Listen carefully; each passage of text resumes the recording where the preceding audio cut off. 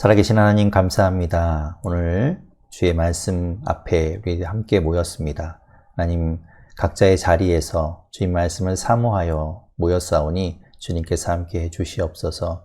일상을 멈추고 혼잡하고 어지러운 모든 것들을 잠깐 내려놓고 주의 말씀을 보고자 합니다. 하나님께서 함께 해주셔서 그 말씀이 들리게 하시고 깨달아지게 하시고 마음에 심겨지도록 역사하여 주시옵소서. 모든 것 하나님께 맡깁니다. 예수님 이름으로 기도드립니다. 아멘. 네, 예레미야 계관을 보면 예레미야의 이름은 어떤 뜻을 갖고 있는가 하면 여호와께서 세우신다라는 뜻을 가지고 있습니다. 하나님께서 세우시는, 여호와께서 세우신다라는 뜻을 가지고 있는 이름입니다. 그리고 예레미야의 전체적인 주제를 보게 되면 선지서가 늘 그렇듯이 하나님의 심판에 대한 이야기를 하고 있죠. 그리고 그 남은 자를 통해서 하나님께서는 새 언약을, 또 새로운 언약을 써 가시고 새로운 나라를 이뤄 가시기를 원하시는 그 하나님의 마음이 담겨져 있습니다. 그것이 이제 이 예레미야서가 되겠지요. 전체 52장으로 되어 있는데 크게 구분을 하자면 예루살렘, 이 남유다가 멸망하기 이전의 이야기와 그 이후의 이야기로 나눠질 수 있습니다.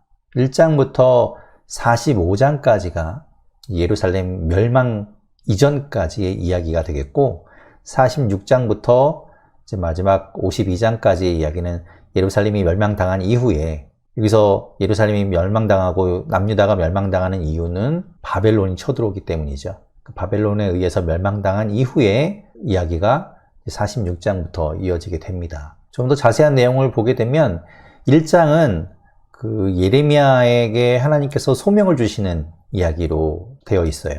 그리고 마지막 52장은 이제 전체적인 결말에 대한, 결론이 어떻게 되는지 그 이후의 이야기가 이제 나오고 있어서 그렇게 처음과 마지막 52장을 빼고 나면 그 안에 있는 내용들이 이제 2장부터 25장까지의 이야기는 이 남유다를 향한 하나님의 심판의 메시지입니다. 그들이 무엇을 잘못하고 있고 하나님께서 그들을 향해서 어떤 심판을 내리실지를 이야기하고 있는 내용이 되겠고, 그리고 26장부터 이제 본격적으로 이제 이스라엘 멸망에 대한 이야기가 나옵니다. 그래서 그들이 포로를 겪게 되고 또 그들에게 하나님께서 어떤 회복의 메시지를 가지고 있는지, 그리고 개인적으로 이 예레미야가 고난받는 이야기들, 그런 것들이 이제 34장부터 나오게 되고요.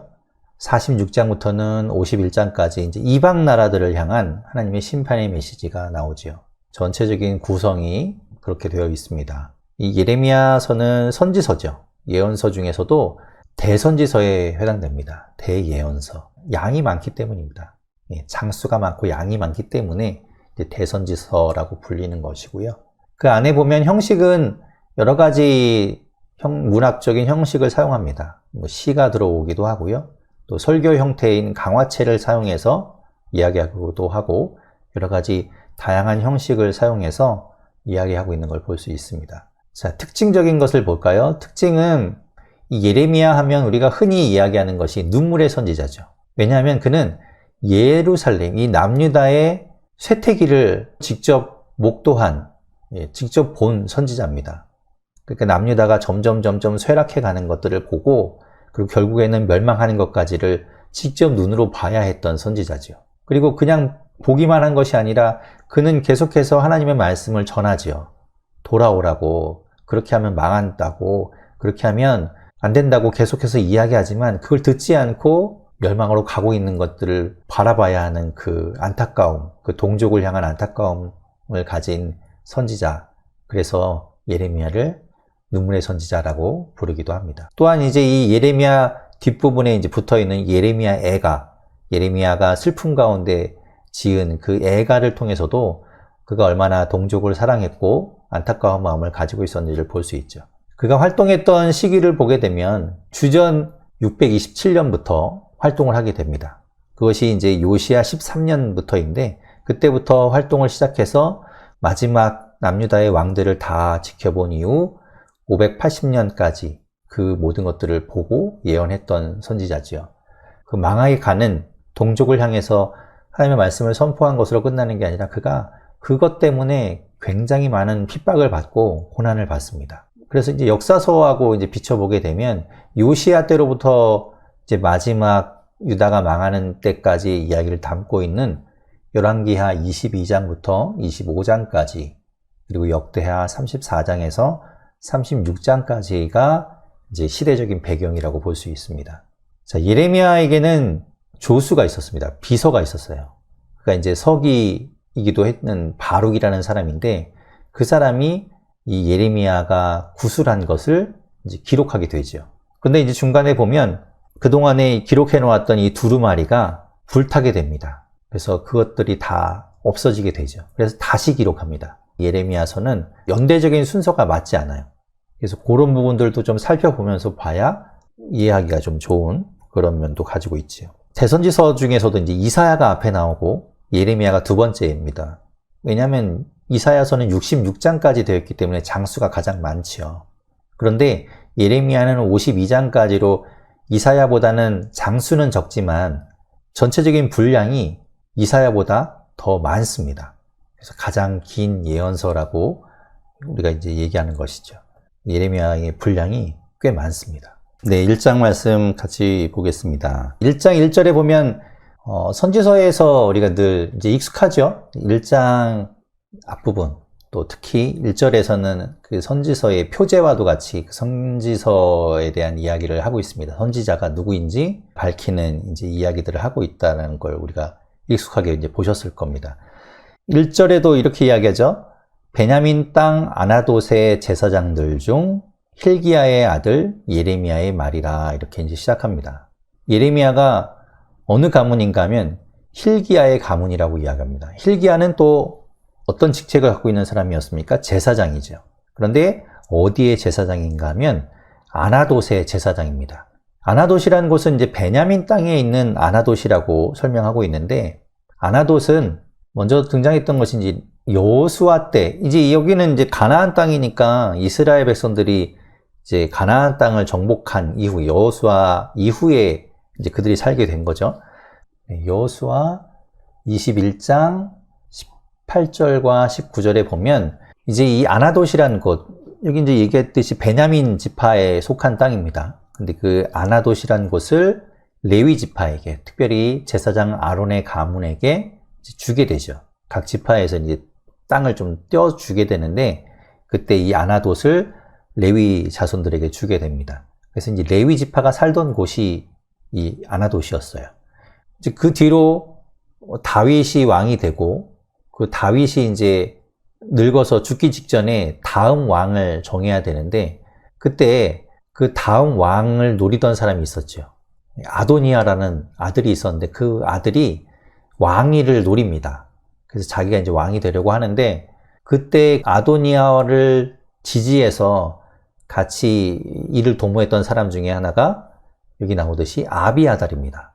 열왕기상 2장 26절에 나와 있는 제사장 아비아달이 그 아도니아를 도와서 왕으로 이제 삼으려고 했던 거죠. 그런데 누가 왕이 됩니까? 솔로몬이 왕이 되죠. 그래서 이제 숙청을 당하게 되는데, 이 아비아달은 죽지 않습니다. 죽지 않고 26절에 있듯이 쫓겨나요. 그래서 아나돗으로 가게 됩니다. 그러니까 원래 자기 고향으로 이제 돌아가게 되는 거죠. 낙향하게 됩니다. 그러니까 여기 이 1절에서 오늘 보고 있는 제사장 힐기야의 가문은 어쩌면 이 아비아달의 후손이라는 것을 우리가 생각할 수 있을 것 같아요. 그 가문에서 이제 이 예레미야가 나오게 된 거죠. 예레미야는 레위 지파고 제사장이라는 걸 알 수 있습니다. 근데 그에게 하나님의 말씀이 임했고, 그가 이제 하나님의 말씀을 선포하고 있는 것이죠. 2절에 보면 그가 활동했던 시기를 이제 이야기해 줍니다. 아몬의 아들 유다 왕 요시야가 다스린 지 13년에, 그러니까 요시야 왕 13년 때에 여호와의 말씀이 예레미야에게 임했다라고 이야기하고 있죠. 왕의 계보를 보게 되면 아몬이 나오죠. 아몬, 2절에 보면 아몬의 아들 유다 왕 요시야라고 되는데, 히스기야, 우리가 뭐 잘 아는 히스기야 왕, 그 뒤에 그 아들이 므낫세, 아주 악한 왕이었던 므낫세가 있었고, 그 아들 아몬 또한 그 아버지를 따라서 악한 왕이었죠. 그리고 그 아몬의 아들 요시야가 이제 왕위에 오르게 됩니다. 어린 나이에 오르게 되죠. 그런데 이제 그가 그 왕위에 올라서 13년째 되었을 때에 이제 예레미야가 하나님의 말씀을 받아서 이제 선지자로 세워지게 된 겁니다. 그리고 그 뒤에 왕들을 보십시오. 요시야 다음에 어떤 왕인가 하면 그의 아들인 여호아하스가 왕이 되죠. 그런데 여호아하스는 이제 애굽에 의해서 잡혀가게 되고 대신에 여호야김이 세워지게 됩니다. 그리고 여호야김은 또 바벨론에 의해서 끌려가게 되고 여호야긴이 세워지죠. 그리고 결국 여호야긴도 잡혀가고 시드기야, 이 요시야 왕의 또 다른 아들이었던 시드기야, 그가 이제 마지막 왕이 됩니다. 그 시드기야 다음에 이제 시드기야 왕이 바벨론에 끌려간 이후에는 그달리아라는 사람을 이제 총독으로 세워놓고 가게 되죠. 이제 이런 과정을 거치게 되는데 3절에 보면 이렇게 이야기해요. 요시야의 아들 유다의 왕 여호야김 시대부터 요시야의 아들 유다의 왕 시드기야의 11년 말까지 곧 5월에 예루살렘이 사로잡혀 가기까지 임했다라고 이야기하고 있어서 계보를 이해하고 있지 않으면 요시야의 아들 여호야김하고 시드기야하고 둘 다 아들이니까 이 여호아하스, 여호야긴이 이제 빠지게 돼서 그것들을 생각하지 못할 수 있어서 제가 이제 계보를 통해서 말씀을 드린 거죠. 요시야, 여호아하스, 그리고 여호야김, 여호야긴, 시드기야, 이렇게 순서가 되게 됩니다. 그래서 예레미야는 요시야 때부터 마지막 시드기야 때까지 활동했던 선지자입니다. 그러니까 예루살렘이 끝나는, 남유다가 완전히 멸망하게 되는 그때까지 활동했던 선지자이죠. 그리고 그 이후의 이야기까지도 나오니까 모든 것들을 다 본 그런 선지자입니다. 자, 하나님의 말씀이 예레미야에게 임합니다. 4절부터 이제 10절까지가 그에게 하나님께서 그를 부르시는 이야기가 되겠지요. 그에게 소명을 주시는 이야기입니다. 4절에 보면 여호와의 말씀이 내게 임하니라 라고 하면서 5절의 이야기입니다. 내가 너를 모태에 짓기 전에 너를 알았고 내가 배에서 나오기 전에 너를 성별하였고 너를 여러 나라의 선지자로 세웠노라 말씀하시죠. 우리가 로마서에서 봤던 예정이죠. 예정. 하나님이 미리 정하셨다는 거예요. 모태에 짓기 전에 알고 있었고 미리 성별했다고 이야기합니다. 선지자로 세우기 위해 그를 미리 정하셨다는 거예요. 근데 우리가 계속해서 이야기하지만 예레미야가 뭔가를 한 게 아닌데 하나님이 은혜로 그냥 선택한 거죠. 선지자로 선택하셨다는 거예요. 그래서 이제 그 이야기를 듣고 6절에 보면 예레미야가 이야기합니다. 나는 아이라 말할 줄을 알지 못하나이다. 여기서 아이라는 말은 실제로 이제 어린 나이에 하나님께서 선지자로 부르셨을 수도 있고요. 그러니까 실제로 어리다는 뜻도 있고 또 아이라는 뜻이 이제 어리석다라는 뜻도 가지고 있어서 나는 어리석기 때문에 말을 잘 못합니다. 내가 그런 것들을 감당할 수 없습니다. 라고 이제 이야기하는 그런 것도 되지요. 이렇게 나는 아이다라고 이야기하는 것이 우리가 이제 솔로몬을 통해서 우리가 본 적이 있어요. 솔로몬 왕이 이제 왕위에 오른 이후에 하나님 앞에 1000번제를 드리게 되죠. 1000번제를 드리고 난 이후에 하나님께서 꿈에 나타나셔서 내가 너에게 무엇을 해줄 거라고 하시자 이제 솔로몬이 이렇게 대답하는 겁니다. 열왕기상 3장 7절에 이렇게 말하죠. 나의 하나님 여호와여 주께서 종으로 종의 아버지 다윗을 대신하여 왕이 되게 하셨사오나 종은 작은 아이라 출입할 줄을 알지 못하고 라고 이야기합니다.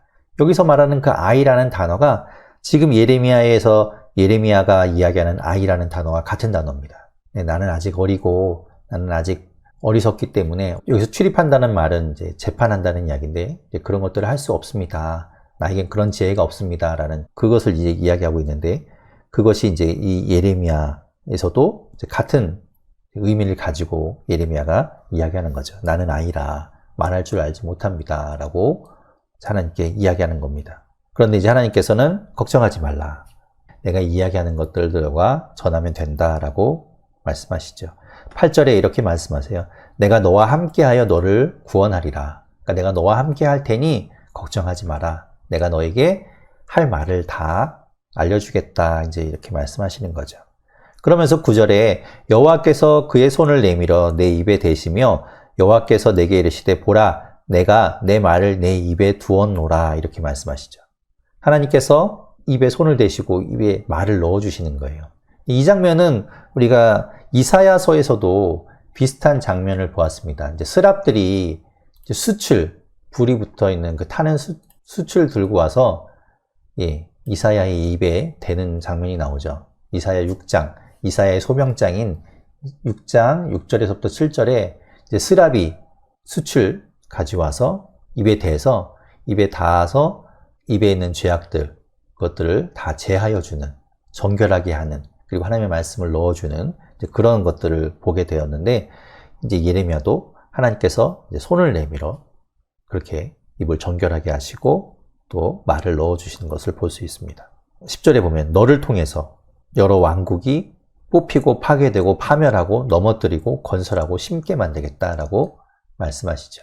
그렇게 하나님께서 이제 예레미야를 부르시고 예레미야를 사용하시길 뜻을 말씀해 주시죠. 그리고 나서 이제 11절부터 하나님께서는 이 예레미야에게 말씀을 주시기도 하지만 환상을 또 보여주십니다.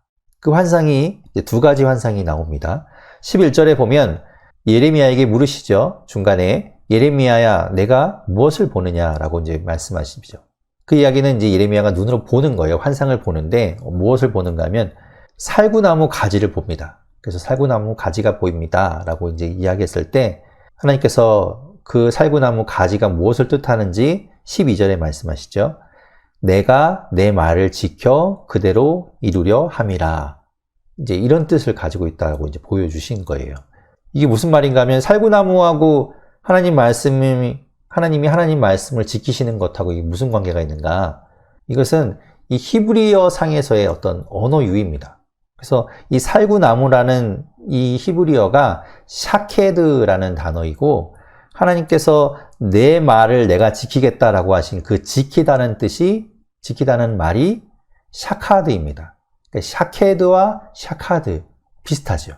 그렇게 이제 하나님께서 살구나무 가지를 보여주신 것으로 통해서 내가 지킨다, 반드시 지키겠다라는 것들을 말씀하고 있는 거죠. 그렇게 이제 예레미야를 통해서 이제 그것들을 보여주심으로 인해 하나님의 뜻을 나타내 주신 겁니다. 그리고 두 번째 환상을 또 보여주십니다. 13절에 보면 끓는 가마의 환상을 보여주십니다. 그런데 그 끓는 가마가 13절 뒤에 보면 기울어지는 것이 이제 북에서부터 기울어져서 남쪽으로 기울어지고 있는 것을 보여주죠. 이 남쪽으로 쏟아져 내릴 것 같은 그런 위기를 느끼게 해줍니다. 그것이 무슨 뜻인가? 14절에 보면 재앙이 북방에서 일어나 이 땅의 모든 주민에게 부어질 것이다. 이 남유다에게 북에서부터 재앙이 이제 쏟아지게 될 것을 보여주신 겁니다. 북에서부터 쏟아지는 재앙은 바로 바벨론을 의미하죠. 이 바벨론이 북쪽을 통해서 이제 내려오게 되기 때문에 이 바벨론을 가리키는 것으로 볼 수 있습니다. 하나님께서 이제 두 가지 환상을 보여주시는 거예요. 왜 하나님께서 이렇게 이제 하나님의 심판의 내용과 그 환상을 보여주시는가 하면 16절에 이렇게 이야기하죠. 그 이유를 말씀합니다.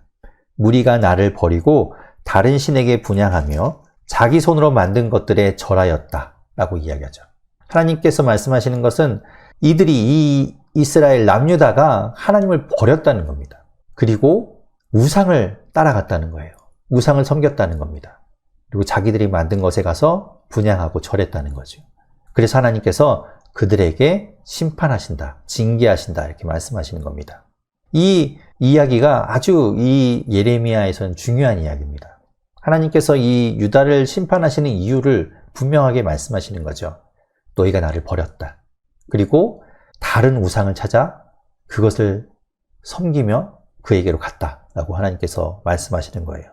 이 이야기는 이제 뒤에 나오는 아주 중요한 말씀이기도 한 2장 13절의 말씀과도 연결됩니다. 2장 13절에서도 나오죠. 너희가 두 가지 악을 행하였는데 생수에 근원되는 나를 버린 것. 그것이 첫 번째. 그리고 스스로 웅덩이를 판 것이다. 그 웅덩이는 물을 가두지도 못하는 웅덩이인데 너희가 그것을 의지하고 그것을 팠기 때문에 하나님께서 심판하신다 말씀하는 겁니다. 이 두 가지 같은 의미를 갖고 있는 거예요. 17절에 너는 내 허리를 동이고 일어나 내가 명령하는 바를 그들에게 말해라 라고 말씀하십니다. 너와 함께 하겠다라고 말씀하시죠. 18절 뒷부분부터 보면 그 땅 백성 앞에 견고한 성읍 쇠기둥 노성벽이 되게 하였은즉 예레미야를 그렇게 견고하게 단단하게 세우겠다 말씀하시는데 19절에 그들이 너를 치나 너를 이기지 못하리니 못 치게 해주시면 참 좋을 텐데 치긴 친다는 겁니다. 치는데 이기지는 못한다. 내가 너와 함께하여 너를 구원할 것이기 때문에. 이렇게 말씀하시죠. 저는 이 말씀을 읽는데 서운한 생각도 들면서도 은혜가 되었습니다. 아, 그렇구나. 정말 하나님의 사람으로 살아간다는 것 자체가 우리를 완전히 어떤 철벽 방어를 하셔서 우리를 어떤 공격으로부터도 다 방어해 주시고 막아 주시는 그런 것이 아니라 어떤 공격이 오더라도 그것들이 우리를 이기지 못하게 하는구나. 어떤 공격이 오더라도 하나님이 우리와 함께하고 계시구나. 이제 그렇게 생각되어서 은혜가 되던 말씀이었습니다. 1장부터 6장까지의 말씀이 다 요시야 때에 해당되는 말씀이에요. 요시야 왕을 배경으로 하는 이야기고, 이제 성전을 수리하다가 이제 율법책을 발견하게 됩니다. 그래서 그 율법책의 말씀을 가지고 보고 종교 개혁을 하게 돼요. 그러니까 그 아버지 아몬 때까지 우상이 판치고 있던 그 나라의 모든 성전을 다시 하나님을 제사하는 곳으로 만들고 또 유월절을 지키도록 하고 뭐 이런 것들을 이제 단행합니다. 이 예레미야는 그러면 그 종교개혁하고 어떻게 관계가 되는 것인가를 우리가 생각해 봐야 되는데, 지금 이 하나님께서 이 유다를 향하여 이 말씀하시는 내용들을 보면 아마도 이 종교개혁이 있기 전 그때가 아닐까라고 이제 보는 것이죠. 이제 이 장을 보면은 이제 알 수 있지만 이제 아수르라는 이야기들이 나와서 그 전에 아수르는 612년에 멸망을 하게 되니까 그 이전의 이야기가 되겠고요. 자, 그래서 이 장을 보면 유다를 향해서 하나님께서 이제 그들의 악함에 대해서 이제 이야기하시는 내용들이 나오죠. 예레미야를 통해서 그들에게 이야기하시는 겁니다. 2절 중간에 보면 이렇게 말씀하세요. 내 청년 때의 인애와 내 신혼 때의 사랑을 기억하고 있다. 이렇게 말씀하시죠. 그러니까 이스라엘을 향해서, 남유다를 향해서 너희가 청년의 때에 나를 얼마나 사랑했는지, 그리고 우리가 마치 신혼 때와 같이 결혼한 것과 같은 그런 관계 가운데서 너희가 나를 얼마나 사랑했는지를 내가 기억하고 있다. 하나님 그렇게 이야기하시죠. 그러니까 그때를 그리워하시는 거예요. 곧 씨 뿌리지 못하는 땅, 그 광야에서 나를 너희가 따랐고 나와 함께 했던 그때를 내가 기억한다라고 말씀하죠. 그런 이제 말씀을 하시면서 너희가 잘못한 것에 대해서 이야기하세요. 4절에 말씀하십니다. 야곱의 집과 이스라엘의 집 모든 족속아. 이때는 북이스라엘은 멸망한 이후입니다. 북이스라엘은 없어요. 북이스라엘은 없고 남유다만 있을 때이지만, 그렇지만 그렇다고 북이스라엘에 있던 그 나머지 10개 지파의 사람들이 다 전멸한 것은 아니죠. 아수르가 그들을 다른 곳으로 이주시켰기 때문에, 다 흩어버렸기 때문에 아마 그들은 여러 주변 나라로 흩어져 있을 거예요. 그러니까 그들을 향해서도 이야기하시는 거죠. 모든 족속아 라고 이야기하는 건 이스라엘의 혈통을 가진 자들을 향해서 하나님께서 이야기하시는 겁니다. 5절 중간에 말하죠. 내게서 무슨 불의함을 보았기에 나를 멀리하고 가서 헛된 것을 따라가느냐. 내가 너희에게 무슨 잘못을 했느냐. 내가 너희에게 뭘 서운하게 했느냐라고 이제 하나님 말씀하시는 거죠. 6절에는 너희 조상들이 건조한 땅 광야를 지날 때, 나와 함께 할 때 그 모든 것들을 다 지난 이후에 6절 끝에 보면 여호와께서 어디 계시냐 하고 말하지 아니하였다. 하나님을 찾지 않았다는 거예요. 다 안정되고 이제 가나안 땅에, 우리가 역사적인 것을 알지만 가나안 땅에 이제 들어가고 난 이후에 그들이 얼마나 타락합니까? 가나안 문화에 젖어 들어가서 다 허용하고 이러다 보니까 타락하죠. 그런 것들을 보지 않았습니까? 그런 것들을 통해서 이제 사사기쯤 가면은 얼마나 악한 모습들을 보여줍니까? 그러니까 그렇게 이제 하나님을 찾지 않는다는 거예요. 하나님을 찾지 않았다는 거죠. 그리고 하나님을 찾지 않았다는 건 무시하였다는 이야기도 됩니다. 7절에 그런 이야기 하시는 거예요. 내가 너희를 기름진 땅에 인도하여 그것의 열매와 그것의 아름다운 것을 먹게 하였거늘. 하나님께서 정말 준비해 놓으신 그 좋은 곳으로 너희를 인도하여서 거기에서 하나님께서 꿈꾸시는 그 하나님의 나라를 이루며 살길 원했는데, 너희가 정작 거기에 들어가서는 하나님을 버렸다는 거죠. 그리고 하나님께서 준비하신 그 땅을 더럽혔다고 말씀하시고 계십니다. 8절에 말씀하세요. 근데 그 책임이 누구한테 있는가 하면 그 백성의 지도자들에게 있습니다. 그들이 올바르지 못했기 때문에 그들로 인해서 온 백성이 다 영향을 받았던 거죠. 8절에 누구누구에게 말씀하십니까? 제사장이죠. 제사장들은 여호와께서 어디 계시냐 말하지 아니하였다. 제사장인데 하나님 앞에 제사한다고 하는 그들도 하나님을 찾지 않았다는 겁니다. 지금도 가능하지 않습니까? 예. 지금도 부끄러운 얘기지만 예. 목사들이 하나님 앞에 이 제사장의 역할을 하고 있는 목사들도 그렇지 않습니까? 예. 그리고 두 번째로 율법을 다루는 자들, 하나님의 말씀을 다루는 자들, 그 사람들도 하나님을 알지 못하는 겁니다. 그냥 형식적으로 하고 있는 거예요. 믿지 않는 거죠. 따르지 않습니다. 그냥 일이니까 하는 겁니다. 관리들, 그들은 하나님을 반역했다고 이야기합니다. 그리고 선지자들, 하나님의 말씀을 받아서 그것을 전해줘야 할 선지자들이 바알의 이름으로 예언하고 이방신 따라가서 이방신의 선지자 역할을 하고 있는 겁니다. 하나님이 보실 때 가관인 것이죠. 이 요시야 왕이 종교개혁하기 전이라면 이 모든 것들이 므낫세로부터 시작된 거죠. 그 악한 므낫세 왕으로부터 아몬까지 그 모든 것들이 다 이런 영향을 주게 된 것, 그 왕들의 영향이라고 볼 수 있는 겁니다. 자, 그리고 이제 13절에 아까도 이야기했던 것처럼 하나님께서 그들을 향해서 두 가지 악을 너희가 행하고 있다라고 말씀하시는 겁니다.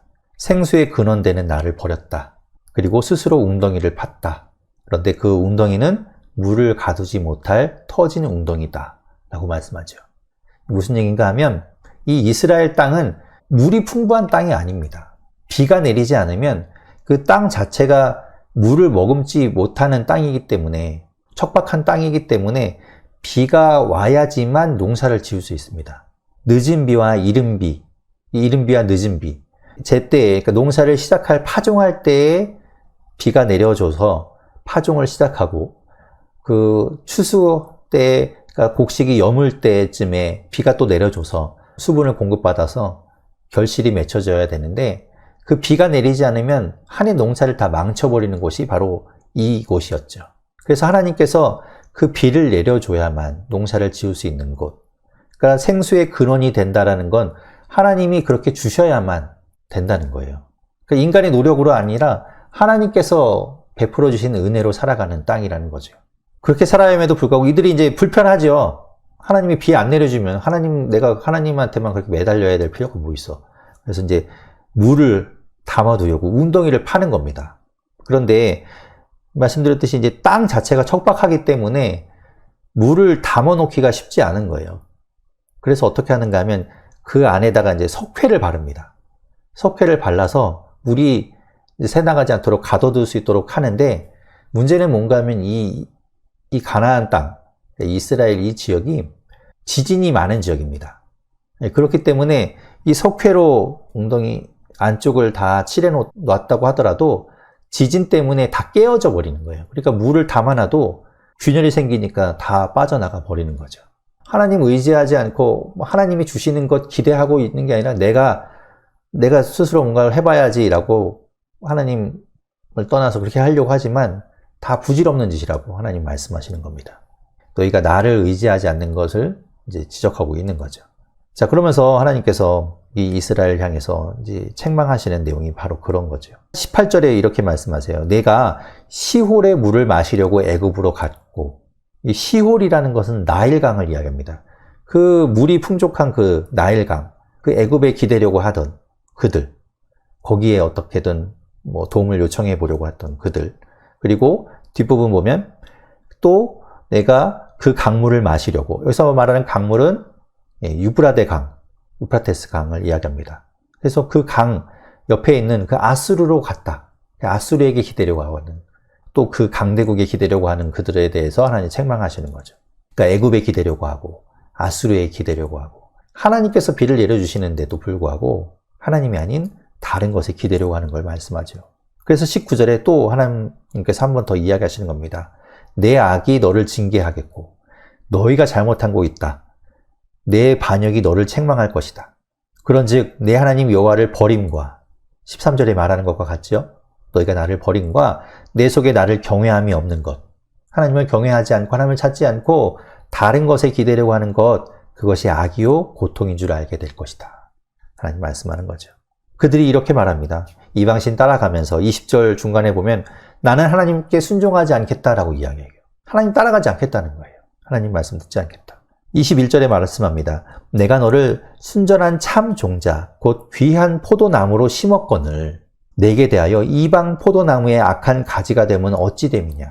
우리가 이제 로마서 때 보았듯이 하나님이 선택하시죠. 하나님은 아까 예레미야를 선택하시듯이 인간의 어떤 것들을 보고 선택하는 거 아니죠. 하나님이 그냥 은혜로 선택하는 겁니다.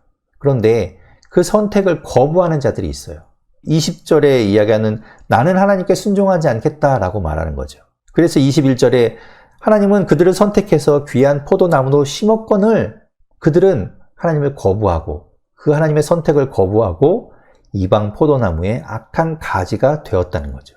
있을 수 있다는 겁니다. 하나님이 선택하셨지만 그 선택을 거부하고 그 선택을 받아들이지 않고 그 선택에 반역하고 배역하여서 하나님을 떠날 수 있다는 겁니다. 얼마든지. 하나님은 그들을 그렇다고 완전히 다 한 번에 끊어내시는 분이 아니죠. 하나님은 계속 기다리십니다. 계속해서 기회를 주시죠. 그것이 이 예언서의 말씀이라고 했던 거 기억하실 겁니다. 그래서 예레미야를 통해서도 계속 이야기하는 거죠. 돌아와라. 너희가 그렇게 갔지만 돌아와라. 라고 말씀하시는 겁니다. 22절에 또 말씀합니다. 네가 얼마나 죄를 졌는지 잿물로 씻고 많은 비누로 아무리 씻을지라도 너희의 죄악이 그대로 있을 거이다. 내가 너희를 씻겨줘야만 너희는 깨끗해진다라고 이야기하시죠. 그러면서 이제 그들이 음란하고 우상을 쫓고 이제 그런 것들을 23절에 보면 끝부분에 발이 빠르는 암낙타, 그리고 24절에 보면 광야에 익숙한 들 암나기들처럼 헐떡거리며 우상을 찾아 돌아다니는 모습을 비유적으로 보여주고 있습니다. 그러면서 26절부터는 그들을 향해서 하나님께서 심판하시겠다라는 내용을 말씀하고 있습니다. 26절 중간에 보면 왕들, 지도자들, 제사장들, 선지자들이 그들이 이제 수치를 당하게 될 거다 말씀하시죠. 지도자들이라고 하는 백성의 리더들이 잘못하고 있기 때문에 그들을 하나님께서 심판하신다 말씀하십니다. 그들이 뭘 잘못했습니까? 우상을 섬겼죠. 하나님을 떠났습니다. 하나님을 섬기지 않았습니다. 27절에 보면 그들이 나무를 향하여 너는 나의 아버지라 하고 돌을 향하여 너는 나를 낳았다 하고 기가 막힌 것이죠. 하나님 볼 때 얼마나 기가 막힙니까? 그 우상을 그렇게 섬기면서 27절 끝에 이렇게 말합니다. 그들이 환난을 당할 때, 정작 그들이 어려움을 당할 때는 하나님께 나와서 이렇게 말합니다. 우리를 구원하소서. 그동안에는 하나님 찾지 않고 있다가 정말 어려움에 처하니까 하나님 앞에 나와서 우리를 구원해야 되는 거 아닙니까? 하나님 우리 구원하신다면서요. 라고 이야기한다는 거죠. 그들이 해야 할 의무는 저버리고 그것들은 외면하고 권리만 주장하고 있는 겁니다. 이것이 온전한 관계가 될 수 없지요. 하나님과 이 하나님 백성 사이의 관계는 그런 관계가 아니지 않습니까? 하나님은 이 하나님의 백성을 보호하시고 세우신 그 백성들은 하나님을 의지하고 그 관계가 이어져야 함에도 불구하고 그들이 그 모든 관계를 깨뜨려 놓고는 와서 권리만 주장하고 있는 것이죠. 그래서 28절에 하나님 말씀하시는 겁니다. 너희가 그렇게 믿는 신들에게 가서 얘기해라. 그렇게 섬기던 그 신들은 도대체 어디 갔냐라고 말씀하는 거죠. 32절에 말합니다. 처녀가 어찌 그의 폐물을 잊겠느냐? 신부가 어찌 그의 예복을 잊겠느냐? 오직 내 백성은 나를 잊었나니 그 날수는 셀 수 없거늘. 하나님께서 서운해 하시는 거죠. 너희가 나를 잊지 않아야 함에도 불구하고 잊었다는 겁니다. 이사야서에서도 비슷한 내용이 있었습니다. 이사야 1장 3절에 보면 이렇게 말씀하시죠. 소도 인자를 알고 있고 나귀도 주인의 구유를 아는데 이 백성들이 그 하나님을 찾지 않는 걸 말씀하셨던 것처럼 이제 예레미야서에서는 처녀가 폐물을 잊지 않는데 신부가 예복을 잊지 않는데 이 백성은 나를 잊었다라고 이제 비유로 말씀하고 있는 겁니다. 하나님을 무시하고 있는 겁니다. 그러면서 또 한 가지 이제 그들의 죄가 드러나죠. 34절에 말합니다. 내 옷단에는 죄 없는 가난한 자를 죽인 피가 묻었나니 죄 없는 가난한 자들의 피가 그들을 희생시킨 그 피가 그들에게 있다는 겁니다. 그런데도 그들은 35절에 말합니다. 나는 무죄하다. 나는 죄가 없다. 나는 죄를 범하지 않았다. 라고 잡아뗀다는 겁니다. 36절에 아수르, 애굽 또 말씀하시죠. 그렇게 너희가 그들로 인해서 수치를 당하게 될 것이다. 하나님 말씀하시는 것이죠. 3장에서도 하나님께서는 유다의 잘못에 대해서 이제 계속 이야기하시는 것을 볼 수 있죠. 1절에 말씀하죠. 이스라엘, 남유다와 하나님의 관계를 부부의 관계로 이제 신혼 때 그 사랑을 내가 기억한다라고 말씀하셨던 것을 보면 하나님은 계속해서 이 결혼 관계처럼 부부 관계처럼 이제 말씀하십니다. 그런데 이제 비유로 말씀하시는 것이 1절에 가령 사람이 그의 아내를 버림으로 그 여인이 그 아내가 다른 사람의 아내가 된다고 하자. 그리고 그가 다시 돌아온다고 하면 받으면 안 된다는 거예요. 그게 무슨 얘기인가 하면 이것이 원래 신명기에 나오는 말씀입니다. 신명기 24장에 나오는 말씀인데요. 신명기 24장에 이렇게 말씀하세요. 이제 결혼을 했는데 그 남편이 그 아내의 잘못을 발견한 겁니다. 그냥 내쫓는 것이 아니라 그에게 수치스러운 일, 수치되는 일이 발견되는 거죠. 예를 들면 바람을 폈다던가 이제 그런 일을 발견했을 때 그에게 이혼 증서를 써주고 그를 집으로 돌려보내는 겁니다.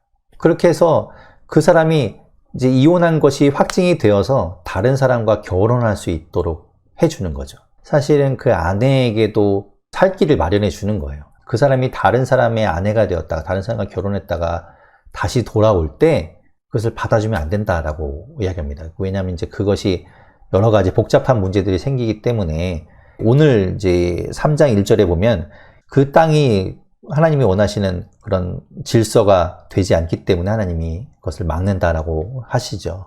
그래서 이제 그걸 이야기하는 겁니다. 그래서 이 이스라엘이 이제 우상을 섬기는 거는 외도하는 것과 같아요. 간음하는 것과 같은데 그 아내를 남편이 다시 받아들이겠냐라고 말씀하시는 거죠. 마치 안 받아들일 것처럼 이야기하지만 하나님 그런 뜻은 아니고 그들의 책망하면서 이제 이야기하시는 내용입니다.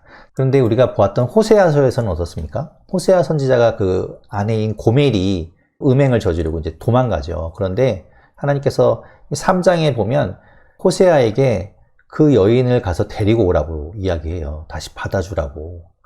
그것이 이제 3장 1절부터 3절까지 나오는 말씀이죠. 그러니까 하나님께서 그렇게 하시는 거예요. 또 이렇게 완전히 버리는 것이 아니라. 이게 하나님의 마음이 이제 느껴지는 부분이기도 하죠. 그래서 이스라엘을 향해서도 그런 마음인 것 같아요. 그들이 너희가 그렇게 잘못했기 때문에 내가 너희를 받아주겠냐라고는 하시지만 하나님 돌아오면 받아주시죠. 자, 그리고 이제 6절에 보면 이제 요시야 때 라면서 이제 뭐 3장 5절까지는 2장부터의 이야기가 계속 이어지는 부분이고 3장 6절부터는 이제 새롭게 다시 한번 또 새로운 말씀이 이어진다고 보시면 될 것 같아요. 그래서 6절에 요시야 왕 때에 여호와께서 내게 이르시되라고 말씀하시죠. 너는 배역한 이스라엘이 행한 바를 보았느냐라고 말씀하세요. 아까 말씀드렸듯이 지금 북이스라엘은 없습니다. 아수르에 의해서 멸망당해 없어요. 없는데 하나님께서 말씀하시는 건 그 북이스라엘이 멸망당했던 그들이 얼마나 우상을 숭배하고 그것들 때문에 하나님께서 아수르를 통해서 그들을 치셨던 그것들을 너희가 보지 않았느냐라고 말씀하는 거죠. 그렇게 그들이 보았습니다. 겪었습니다. 그런데 똑같은 일을 하고 있다는 거예요. 이제 8절에 하나님께서 배역한 이스라엘, 그 북이스라엘이 간음을 행하였으므로 내가 그를 쫓아내고 이혼서까지, 이혼 증서를 써서 보냈는데, 그렇게 이제 하나님께서 그 북이스라엘이 멸망한 것을 표현하고 계시는데, 유다가, 이 자매인 유다가 그것을 봤음에도 불구하고 두려워하지 않고 자기도 가서 똑같은 짓을 하고 있다는 거죠. 그러면서 이 땅을 더럽히고 있다 말씀하시는 겁니다. 이제 12절에 이렇게 말씀하세요. 너는 가서 북을 향하여 이 말을 선포하여 이르라. 여호와께서 이르시되 배역한 이스라엘아 돌아오라. 이상하죠? 북이스라엘이 없다 그러지 않았습니까? 북이스라엘을 멸망했는데 북쪽을 향해서 이 말씀을 선포하라고 이야기하는 거예요. 이게 무슨 뜻일까? 여러 가지로 해석이 됩니다. 첫 번째는 아마도 이 지역적으로 이 아수르가 북이스라엘의 10지파를 흩어버리긴 했지만 그래도 북이스라엘 그 영토 안에는 남아있는 사람들이 있었을 것이다. 그러니까 그들을 향한 메시지라고 보기도 하고요. 아니면 그 지역으로는 북이스라엘을 떠나긴 했지만 흩어져 있는 이스라엘의 그들을 향해서 말씀하시는 흩어진 이스라엘을 향한 말씀이다라고 보기도 하죠. 뒤에 나오는 것들과 비춰보면 그렇게 아수르에 의해서 강제로 이주되어서 흩어져 있는 사람들을 향한 메시지인 것 같아요. 보면 이제 그건 이제 뒤에 가서 또 다시 한번 이야기하도록 하고 그래서 그들을 향해서 이제 돌아오라고 말씀하고 계시는 거죠. 그래서 13절에 너는 오직 내 죄를 자복하라. 하나님 앞에 그렇게 죄를 자복하고 나와 회개하라 라고 말씀합니다. 그러면서 이제 14절부터는 이렇게 이야기하세요. 배역한 자식들아 돌아오라. 나는 너희 남편임이라. 계속해서 이제 이 부부관계로 하나님 비유로 말씀하시죠. 돌아오라 라고 말씀하시면서 이 회복될 그 하나님의 나라에서 어떻게 살아갈지를 이야기하고 계시는 거예요. 14절 뒷부분 보면 내가 너희를 성읍에서 하나와 족속 중에서 둘을 택하여 너희를 시온으로 데려오겠다. 그러니까 이 부분을 보면 아마도 북이스라엘에 흩어져 있는 그 디아스포라, 강제로 흩어져 버린 그 사람들을 말하는 것처럼 들리죠. 내가 너희를 15절에 보면 지식과 명철로 양육하겠다라고 말씀하시면서 너희와 이제 새롭게 새 언약으로 맺어진 그 하나님의 나라, 그 회복될 하나님의 나라에서는 16절 중간에 보면 여호와의 언약궤를 다시는 말하지 아니할 것이다 라고 이야기하시죠. 언약궤가 뭐였냐면 그 하나님의 상징이었어요. 하나님이 임재하시던 곳. 그 시온자라고 부르는 그 언약궤 뚜껑에 있던 그 두 그룹 사이에 하나님께서 좌정하셔서 말씀하시는데 이제는 하나님이 그 땅에 함께 하시기 때문에 언약궤가 필요 없다는 거죠. 18절에도 이야기했듯이 그때 유다 족속이 이스라엘 족속과 동행하여 북에서부터 나와서 함께 이르게 될 거다라고 말씀하는 거죠. 이런 것들을 보면 이제 흩어져 있는 그 족속을 부르시는 하나님의 모습을 볼 수 있는 겁니다. 그리고 19절부터는 그 하나님의 나라의 그 언약의 관계가 어떤 것인지를 이야기해줘요. 19절에 보면 내가 어떻게 하든지 너를 자녀들 중에 두며 허다한 나라들 중에 아름다운 기업인 이 귀한 땅을 내게 주리라. 이것이 하나님의 그 하나님의 나라의 언약의 관계에서 하나님의 역할이에요. 그들을 자녀로 삼고 그들을 보호하고 하나님의 기업을 주시는 것. 그리고 뒤에 9절 뒤에 보면 너희가 나를 나의 아버지라고 부르고 나를 떠나지 말 것. 이것이 그들이 이 하나님 나라의 사람이 해야 할, 하나님께 해야 할 의무죠. 하나님을 아버지라 여기고 하나님을 따르고 관계를 떠나지 않는 것. 그것이 하나님이 원하시는 하나님 나라의 언약의 관계인데도 불구하고 20절에 보면 그들은 남편을 속이고 떠났다라고 말씀하는 거죠. 그런데 22절에 이 배역한 자식들아 돌아오라 라고 하나님 말씀하시는 겁니다. 그럼 내가 너희를 고치겠다라고 말씀하세요. 23절 뒷부분 보면 이스라엘의 구원은 진실로 우리 하나님 여호와께 있다라고 이제 그들이 그때 하나님께 나와서 이렇게 진실된 회개를 하는 모습을 이제 보여주고 있는 거죠. 그래야 된다라는 겁니다. 그런데 실상은 이제 24절에 있듯이 부끄러운 그것, 그들이 우상을 섬기면서 24절 뒷부분 보십시오. 양떼, 소떼, 아들과 딸들까지도 그 우상에 바쳤다는 거죠. 얼마나 하나님 보시기에 악한 모습입니까? 25절 뒷부분 보면 우리 하나님 여호와께 범죄하여 우리 하나님 여호와의 목소리에 순종하지 아니하였다. 하나님 말씀하시는 거죠. 지금 우리는 이 땅에서 살아가면서 외형적인 교회의 모습 이런 게 중요한 게 아닙니다. 하나님이 원하시는 건 하나님과 그의 자녀, 그의 백성들이 올바른 관계를 원하시는 거예요. 그것이 안 되면 다 무너지는 겁니다. 그것이 정작 중요한 것이죠.